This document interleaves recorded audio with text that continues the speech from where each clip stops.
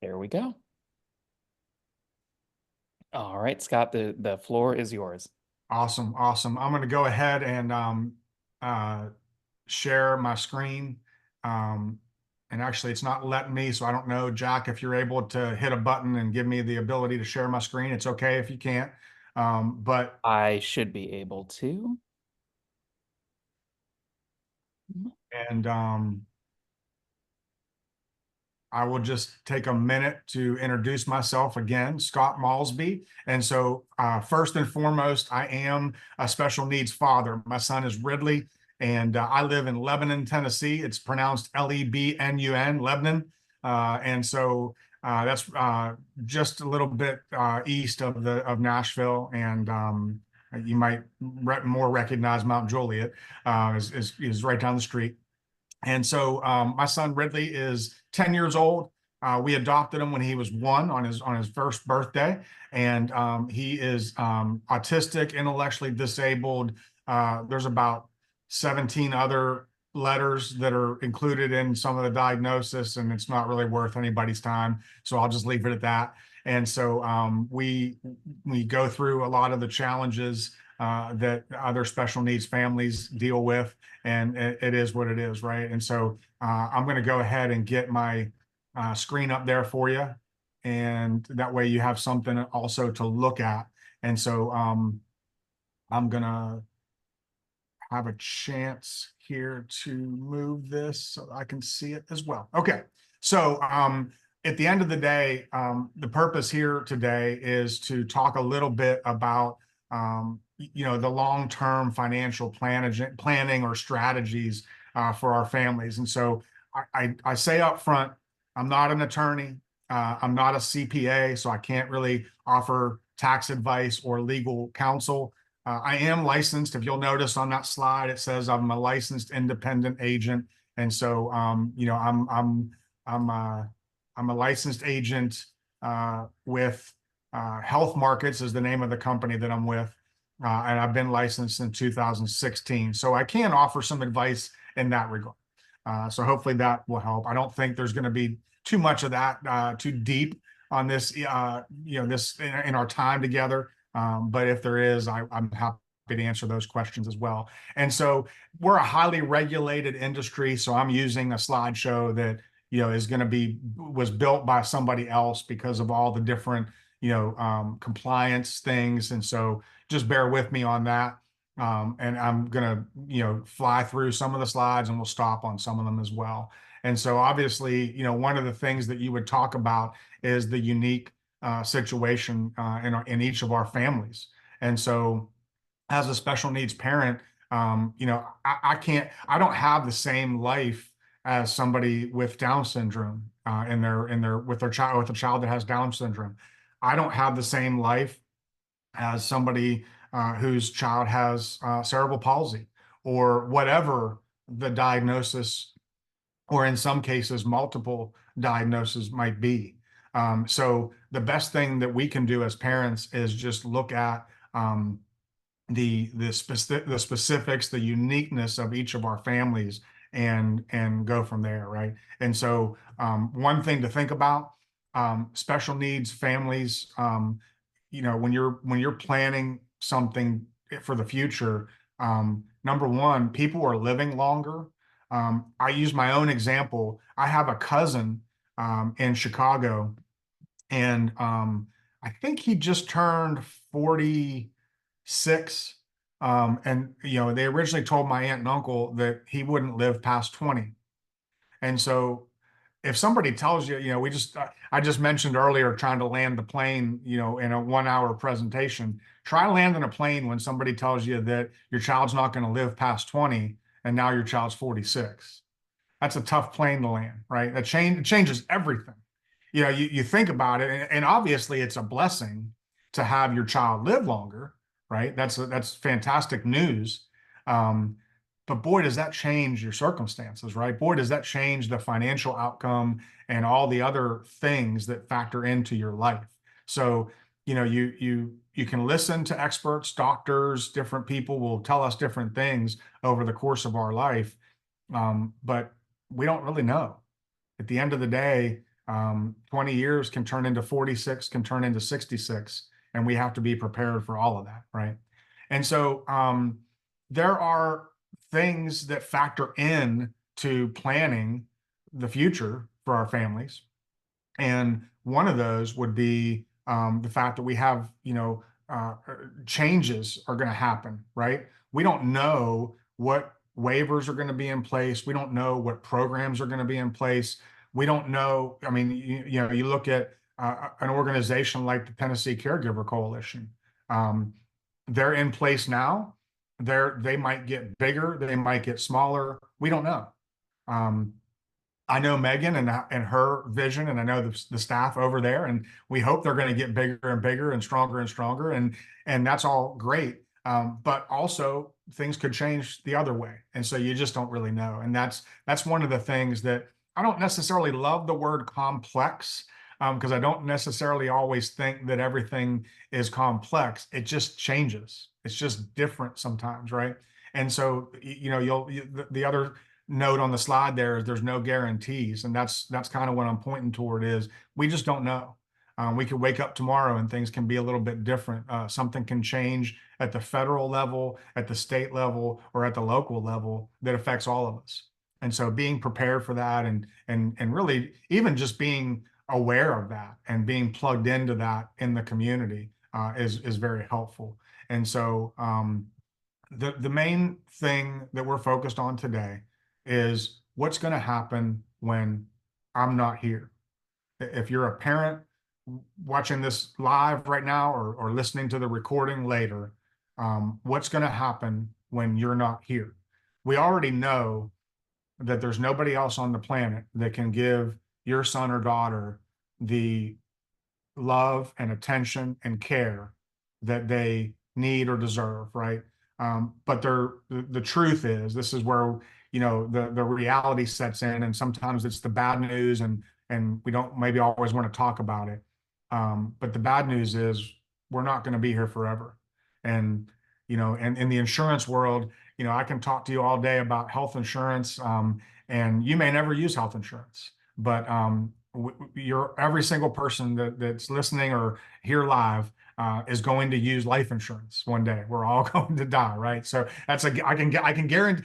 Not many things I can guarantee, but that is one thing I can guarantee, is that we all are going to die.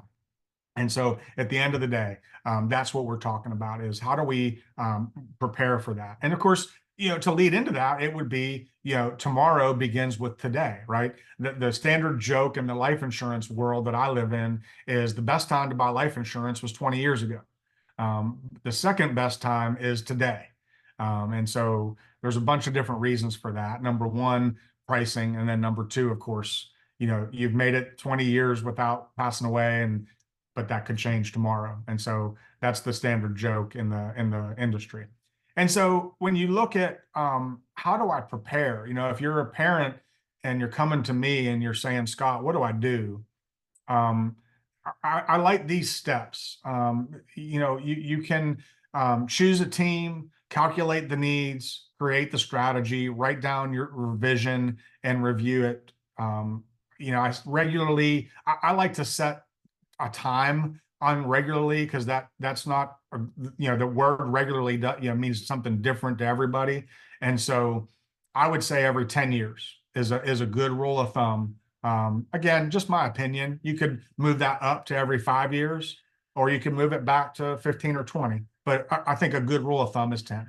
And so when you're building your team, these are the things that you've got to think about. Again, I've mentioned it earlier. I'm not much of a legal guy. I'm not much of a tax guy.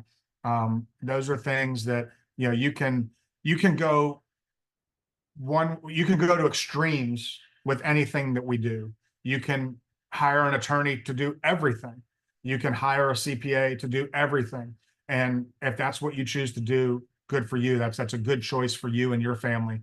And then there's some people that don't hire professionals for anything, and that's okay too. And one of the secrets that I'm going to give you today, and it's not really a secret, so don't get too excited, but one of the things that may not know, that you may not know as a parent, is Tennessee is a great state to be in when it comes to some of the legal stuff. And so what I mean by that is there's a lot of things that you can do with wills and power of attorney and different documents or whatever, what have you, that you don't have to pay and hire an attorney to do. Now, before you go telling all your attorney friends to call me and throw stones at me, that's not what I'm saying. I'm not saying not to hire somebody, but there's a lot of things that you can do on your own that could save you money and could save time and different things. Now, nothing wrong with using an attorney,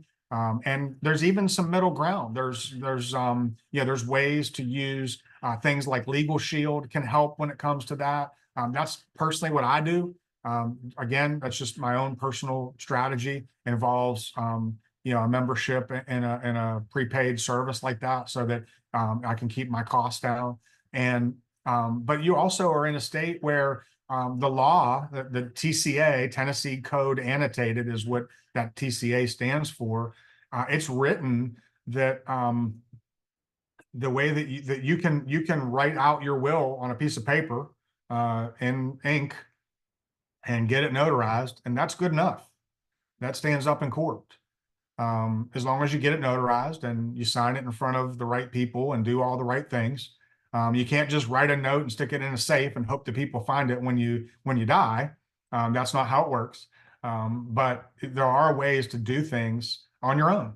I want to share all of those. So when you're building that team of people, these are some folks that you might consider. First and foremost, I would say family and friends. You want to have family and friends involved in as much of it as you can, because why? Well, they're the ones that are going to take care of your child the most closely, that in the closest way that you would do the same thing, right? I can't pay somebody to care and love my son the same way that I do, but my family and my friends are going to be as close as I can get to that. And then of course, there are caregivers, and nothing against any caregiver or any professional. But when it's not your family or your friend, it just isn't the same, right? And so you can involve social workers, you can get a financial professional or attorneys. Those are all people that you can have on your team. The main, sometimes as much as you want somebody to help tell you what to do, sometimes it's just as important to have somebody teach what not to do, right? And so, some of the common pitfalls that you can avoid, giving gifts to minor accounts, not having your beneficiaries set up right, and moving inheritance, to relatives, and trying to sort of manipulate around a system. And so, another thing to consider is having no plan is a bad idea. I would say that nobody really wants to think about the day that they're going to die. Nobody likes to talk about that. But I will I'll use my own example. My father passed away about a year and a half ago, and him and my mom had everything in place. And so, as much as it was emotionally and physically and spiritually difficult to lose my father, um, financially and strategically, it was easy. I hate to say it that way, but they had done all their planning, they had made all the decisions, and all the paperwork is in place, and so it really was not a difficult uh, thing for us. On the flip side, um, I've recently had a friend that had cancer, and it was undetected until it was too late, and that friend passed away, and had nothing in place, and it was a mess, and it was very difficult, and it made things harder on the people that my friend left behind. And no, I'm not picking on that person. Everybody does things the way that they want to do them, but it just made it difficult, and it made the very emotional time even that much harder because of the strain on the finances, on making decisions, on all that stuff, right? And so, another nice thing, I like to draw attention to this slide because it talks about having no will or trust. And um, that's something you can get into the weeds on. But we're in a great state, because in Tennessee, again, the Tennessee code annotated, if you leave finances, or if you direct the financial piece of your estate into either life insurance or um, funds that are controlled by a fraternal organization. There are companies out there that are private, and then there's some that are considered fraternal. And I can talk to you offline about that. It's a little bit deeper of a conversation, but I can give you some examples, and I can refer you to some people. But the way that Tennessee writes the law is, if you put assets into life insurance or annuities, that money can't be touched by any creditor. And so what that means is, for us, if we wanted to leave money for our special needs child, a lot of people will advise to get a trust. And I want to say it out loud as clear as I can. I'm not advising against that by any mean, but there is an option to just leave everything and build everything into life insurance, annuities, or funds that are controlled by these fraternal organizations. And then you don't necessarily have to have a trust, because it's already protected in the Tennessee law, and has been for, I think it's like 75 or maybe 100 years now. So there are some options. Is it possible for your child to be, a ward of the state? Yeah, it's certainly possible. That would be a disastrous uh, outcome, but it is possible, right? And there's things that we can do on the front end, to prevent that from happening. And a lot of people get worried about, well, I may lose my government funding, or I may, there may be too many assets, and they would take all those assets away, to pay for, maybe a home that my child might live in long term or whatever. And that's all true. It is possible for all those things to happen, and that's why we want to structure it so that you don't have that happen, right?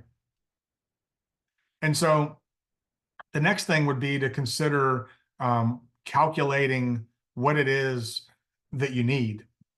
Um, I don't know how many people listening today or in the recording would, the question would be, do you know how much you need to leave behind? Or do you even know how much you need to retire? And so those are the things. Now, there's a piece of this audience too that maybe you can't work because you're home with your child. Maybe you can't work because of a disability that you have. There's a lot of different things to factor in. And so that's where trying to calculate, when you look at all the different things that you might want to do with money for yourself, money for, you'll notice even on their charitable giving and business strategies, you may have things that you want to do down the road, or whether this is just, hey, I want to make sure that my son or daughter has a good lifestyle. Now, that's where it gets tricky, right? When you talk about their lifestyle, because there are places that our children can go, and the state will take care of them. And there's homes, and there's different facilities, and so on and so forth. And that's not what we're here to talk about today. But their standard, or their level of care, or their maybe their lifestyle for your child is probably not going to be the same lifestyle that you would want them to have. Now, I do have some experience. I've volunteered and done some work with different organizations, so I've got a little bit of experience of what that might look like. But each place is going to be different. And I want to say up front too, I don't think anybody's malicious in intent, right? When we talk about lifestyle, we talk about the standard of living that somebody might have. But it may not meet the same standard that you had for your child, right? My standard of living may not be the same as yours, or yours may not be the same as mine, or the next person. It comes down to personal preferences, and the only way to really know for sure that you're going to be able to leave that type of a legacy for your child would be to set something up financially through different assets that you can have. Now, I keep using general terms for assets and things like that, right? You look here, I mean, there's a lot of there's going to be SSDI and there's going to be SSI and there's Medicaid and there's Medicare and there's all these different things, right? Those are going to come to you from the government. But then there's other things that you can do, and you can do small increments. You can use life insurance. You can set up an annuity. You can put 401ks and IRAs together, and then you can set the beneficiary to be your child, or maybe you have a family member that you want to take care of your son or daughter when you're gone. Maybe like in my case, my daughter, she's only 11 years old, and God bless her, she's already talking about how that when me and my wife are gone, she's going to take care of my son. And I mean, of course, that certainly fills my heart. But I also don't know what that's going to look like in 20 years. Her life could be different in 20 years, and that may change. I don't know. But it does a dad's heart pretty good to hear an 11-year-old saying that. So I don't know what your scenario would be, but you can do things with small increments and small pieces to set up that lifestyle that you're looking for your son or daughter. And so you know you can't predict the future, but we can use some different tools that are out there to prepare for the future and do the best that we can. And so, as an example, one of the things, if I was sitting down with you, or if you were sitting down with anybody else to talk through what this looks like, these are some of the things that you'd want to look at. Look at your current financial situation, list out the expenses, set goals. None of this is anything new. None of this is rocket science.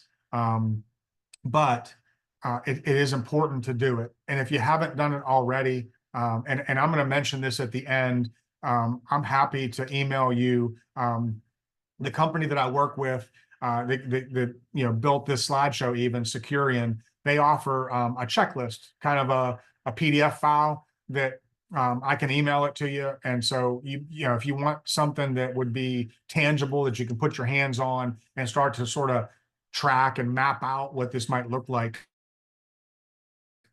Sometimes I know for me, I just need sometimes just a shove in the right direction. And that's where I use that checklist. I use it personally, and it just gives me enough of, here's what I have, here's what I need, here's how to get there. And it's sort of on a piece of paper, and gives you the ability to do that. And so we would create a strategy for that, right? And so and I think, Anisha, I was supposed to tell you kind of maybe at a 30-minute mark or something, about putting out that survey. So if you wanted Yeah, to go that's and do that, this would yeah. be a good time for that. Yeah, and I think we don't have that many people here, so I will go ahead and I'll go ahead and get the survey into the chat for everybody.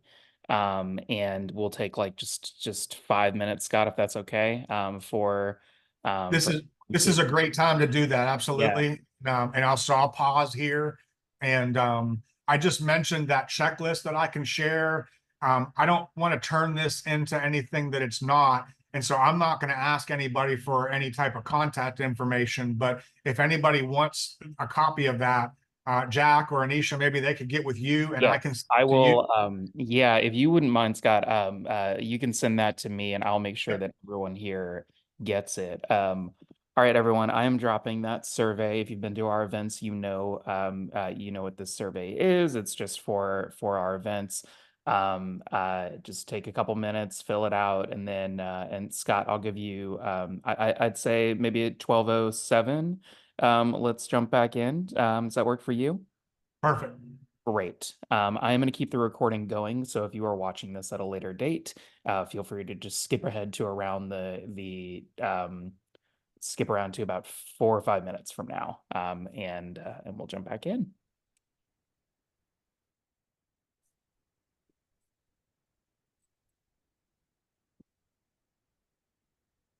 And I'm going to play some music for us just so that we have something in the background, just something calming.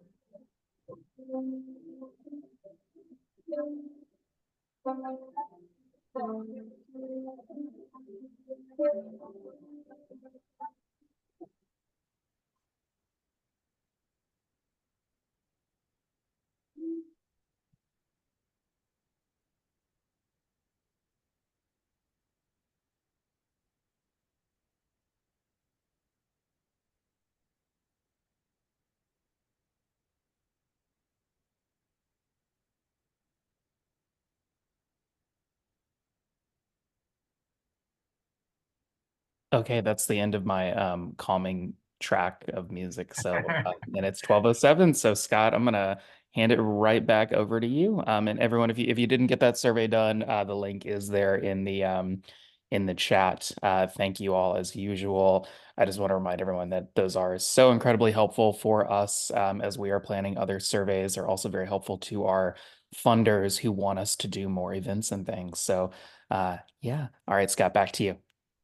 Yes, thank you for that very calming music. I feel so much better, and so I appreciate that, and was able to get a little drink there, and the coffee is probably going to reverse the calming effect, but I appreciate it. So anyway, the yeah, and so we kind of stopped here, we paused here, and that slide has been up for a minute, and so you know, the strategy is different for everybody. You know, I kind of use my own personal example when I look at this slide. You know, I'm probably like my son, you know, with his intellectual disability, he's not really transitioning from primary to secondary to post-secondary school. And so I'm going to sort of skip over that stage of life and go into adult. And I mean, he's only 10, so I've got a long way to go. But I'm going to probably need to set up guardianship with him. And so that is something that I will engage an attorney when that time comes to draft that up, because that's a little bit more complicated than a will or a POA. A POA is a power of attorney and that kind of thing. And so those are things that are going to that's a change. So when he turns 18, that's going to be a change. It may not affect everybody the same way. Um, Somebody that might be more high functioning or be able to make decisions on their own. I think probably the thing that I laugh about when I talk about guardianship is, and again, you know, I keep saying I'm not an attorney. This is me as a parent sharing my experience, but you know, as a guardianship conversation goes, this doesn't mean, unfortunately, that our children are going to make the same decisions that we would, right? That's the part that's hard, you know, is letting go of that at some level.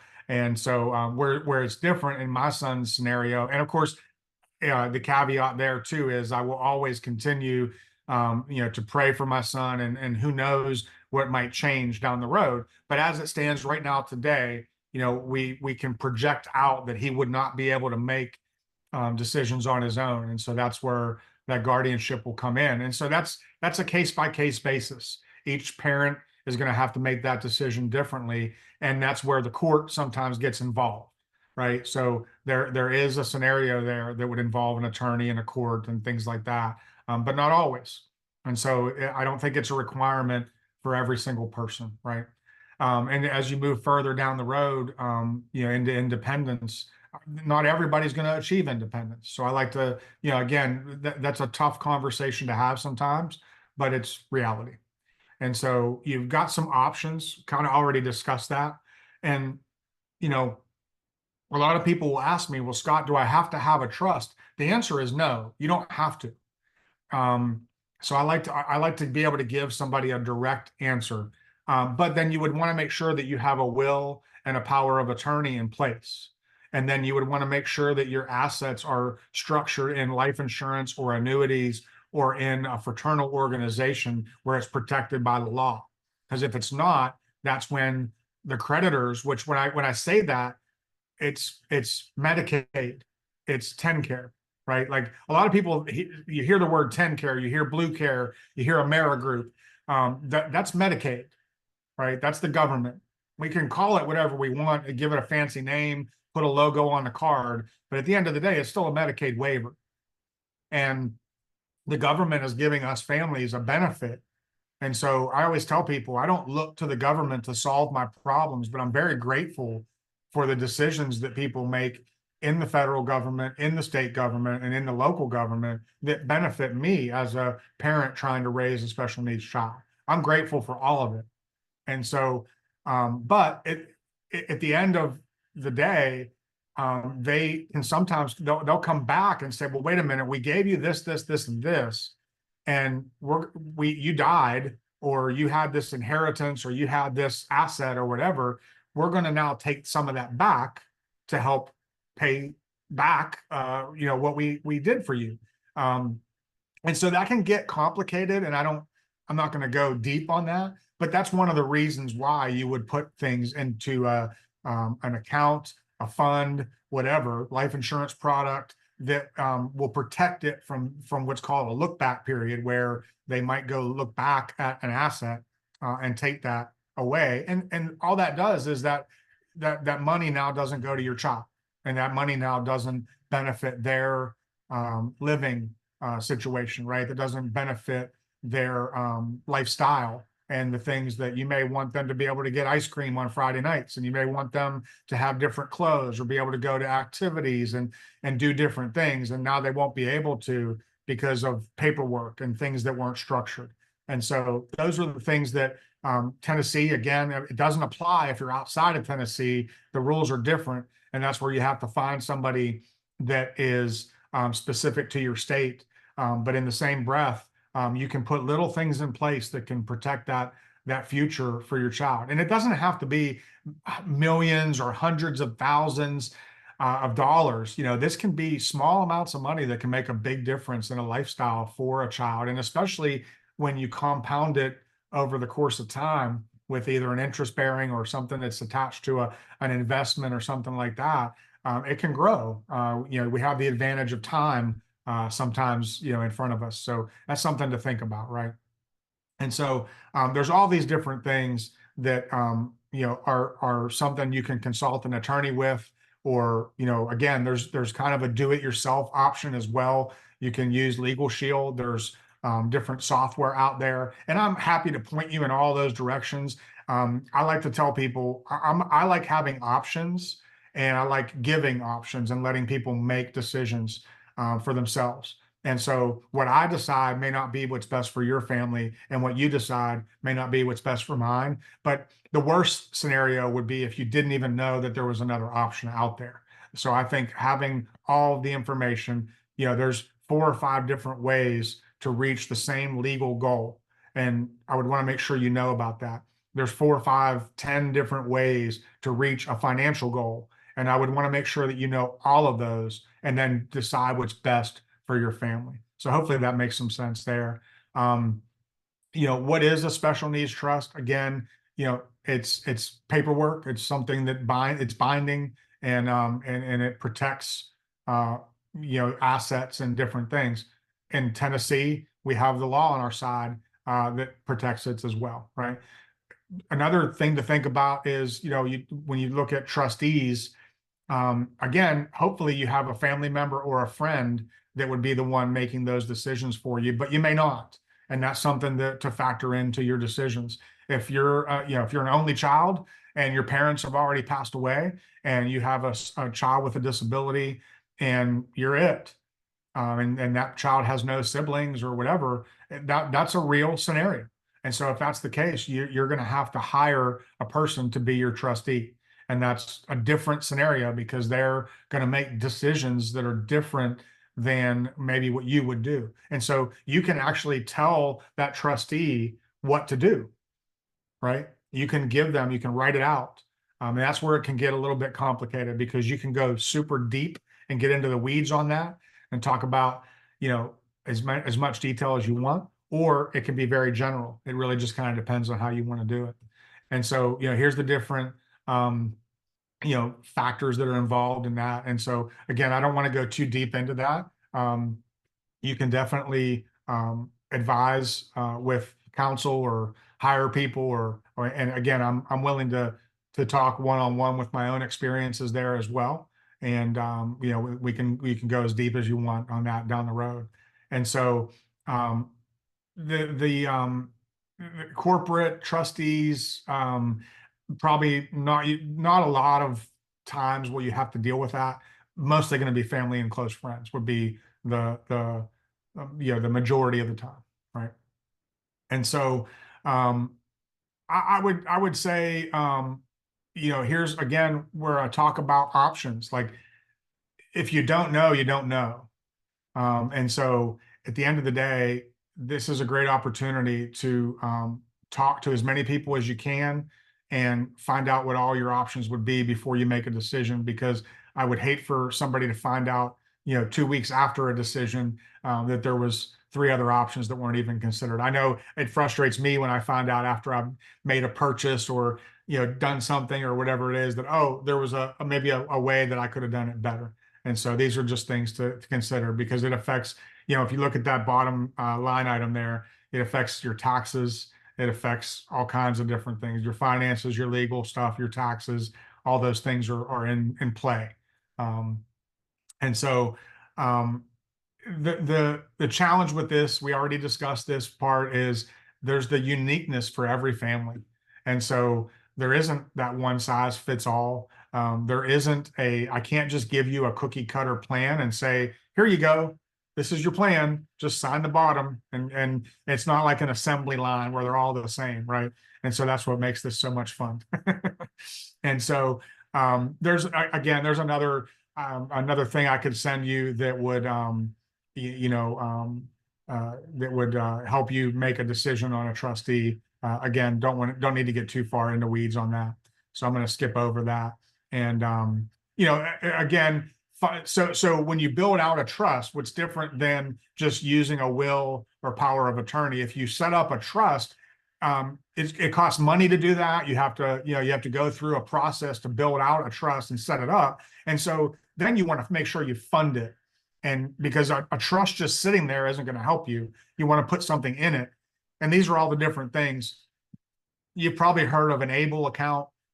That's a 529. So that, an ABLE account can go into a trust. You've got life insurance, you've got real estate, you've got all the different, the 401s, the IRAs, all of those things can fund a special needs trust. Now, remember, if you structure it through life insurance annuities or other fraternal organizations, then you also have an option to fund it that way, and there's no need for a trust. So it's just, again, having options and knowing that there's more than one option is the key, right? And so to finish this out, I'm going to move quickly on this. Write down a vision. So you'll hear this. It's a letter of intent. You can turn this into a will if you want to. You can call it whatever you want. It's not official unless you do it as a will and you get it notarized and make it a formal will. But you could put this letter of intent together and use it as a way to direct your family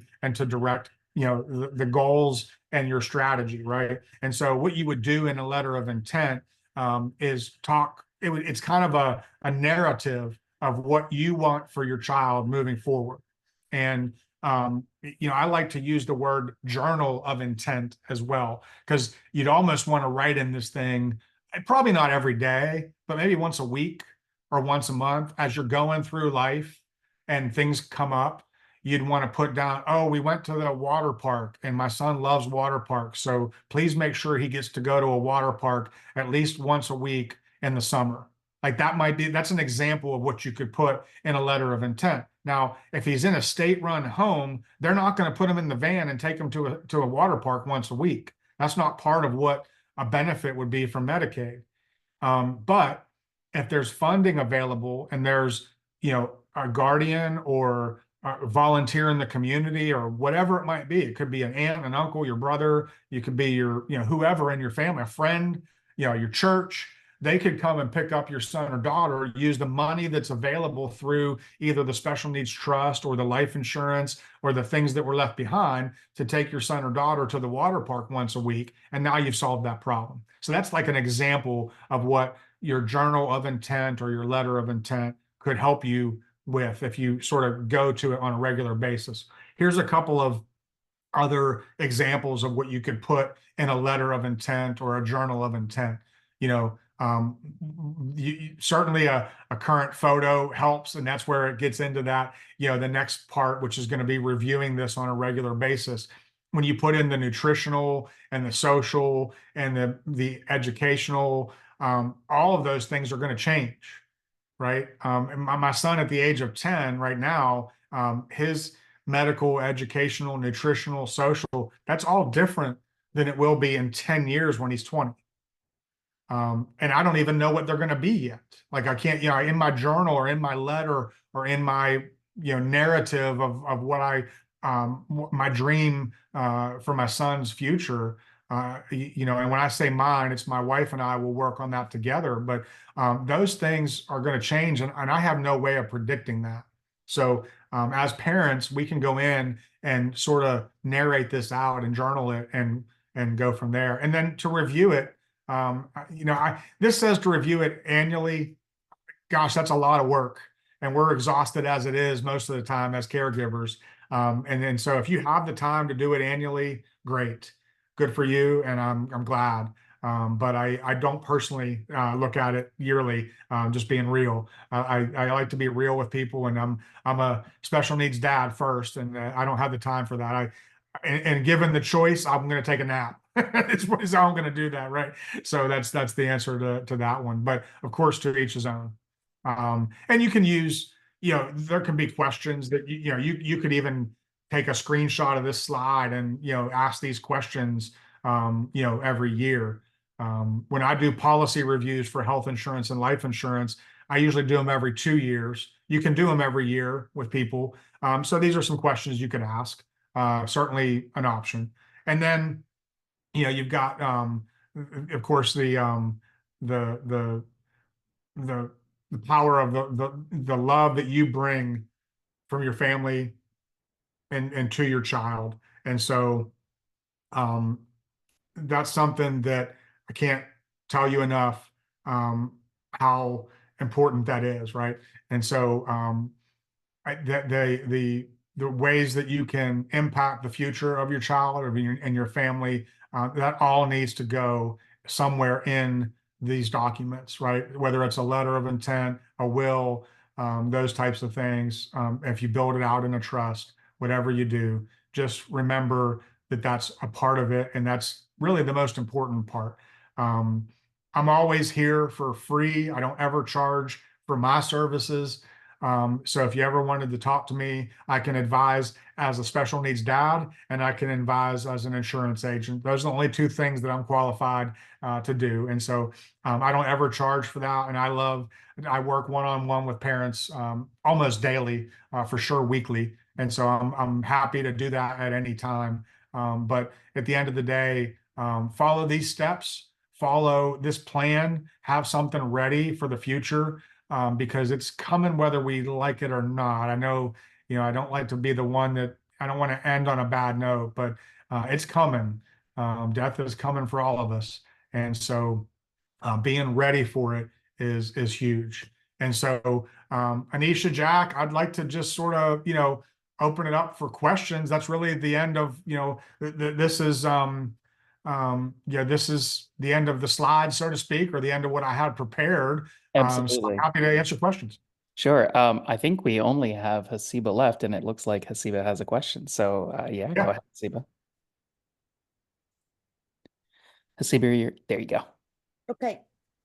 Oh, where am I? All right. I guess I'm here. I put the chat on. Hold on. I don't know what the heck I'm doing over here. All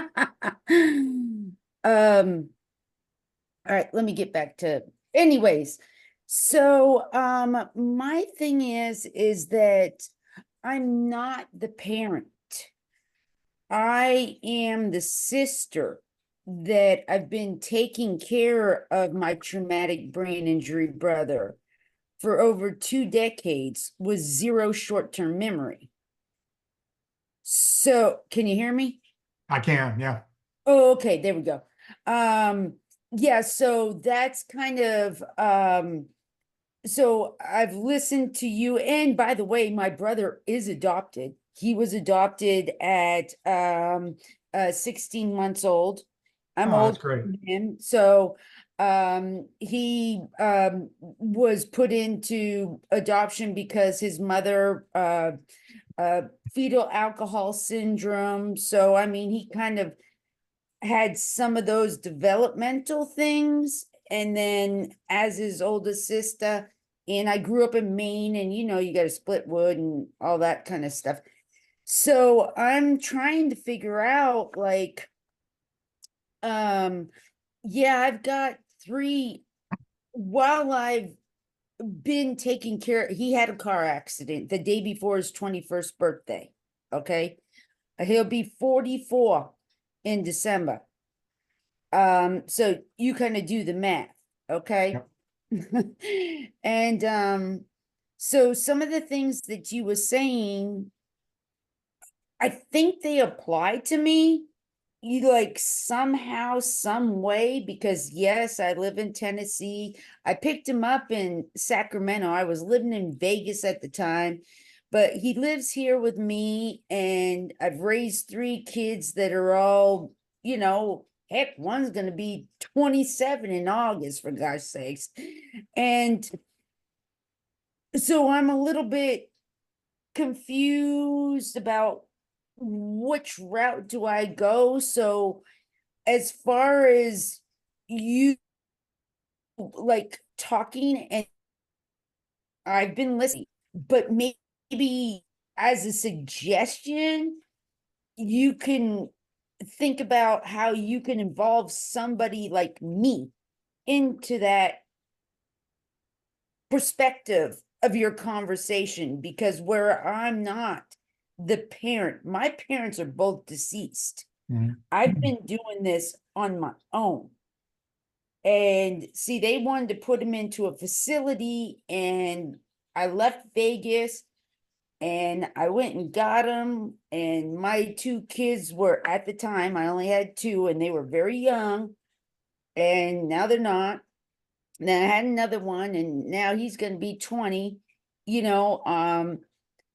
So that might be something as a suggestion for you, that you can touch me a little bit better about your Securion, and your name is Scott Maulsby, Yeah. right? Yeah. I mean, I think I can, again, I can isolate your scenario, right? And Yeah. so your parents are gone. I don't know. Do you have guardianship over your brother or? Yes. Okay. So you're his guardian. And so now when we look at, if I'm just kind of doing some quick analyzing in my head, now Yes. we're looking at, what are we going what's going to happen when Hasiba is gone? And if you die before your brother, who's going to take care of him? That's the first question I would ask is he going to go to the state and be in a facility, or is maybe one of your kids? I don't know.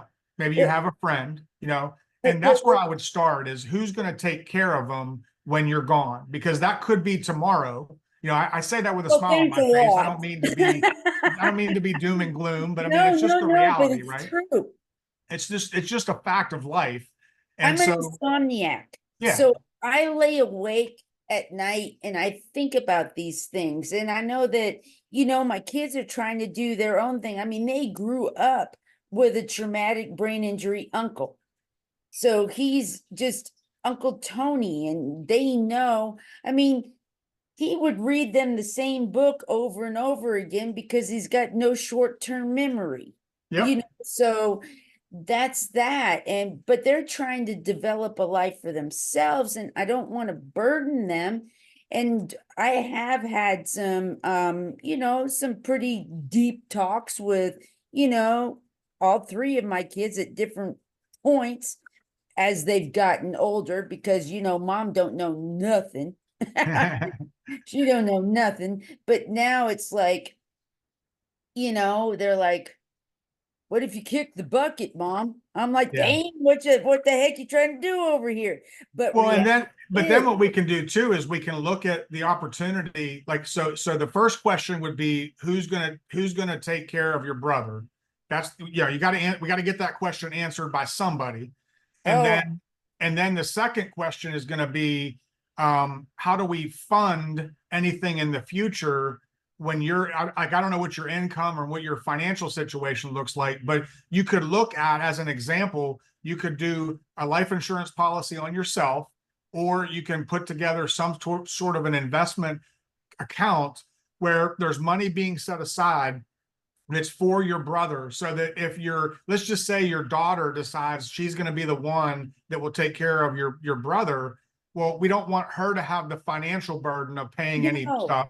And so you can set that up to be when the death benefit, like when you pass away, and let's just say it's a $50,000 life insurance policy, that money goes into an account that your daughter has access to for your brother, and they can pay for things, right? And those were completely arbitrary numbers. It doesn't matter. No, But you can build those things now and do it while you're alive and while you're healthy and while you're young and so on, and set it up so that you're ready when that time comes, and so that and then you can sleep a little bit better, right? You mentioned you're like I'm me. an I mean, the thing that insomniac, keeps so me up, right? sleeping's not Yeah. like one of my Yeah. things, but Yeah, so it, that would be my suggestion to get started. And if you want to talk offline, we yeah, can. I'd be happy to, to sort of point you in some directions there. But you've already got most of what you need in place, and you can do the rest of it with, whether you choose to do something financially with, a product of some sort, or whether you just leave whatever you have, equally. I mean, there's so many different ways you can do it. So, yeah, I'd so be what happy to do that. what And so I think Jack had mentioned that, yeah, if you wanted to get in touch, you can feel free. He'll send you, my information or whatever, and we'll go from that.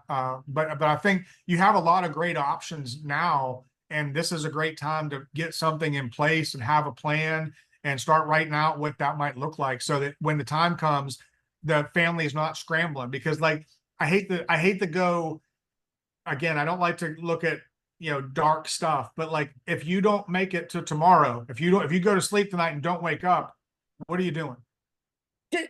and Who's that's coming to one. get your brother? Is it going to be your daughter, or is it going to be the state? And those are the things that, having an answer to that today could be beneficial.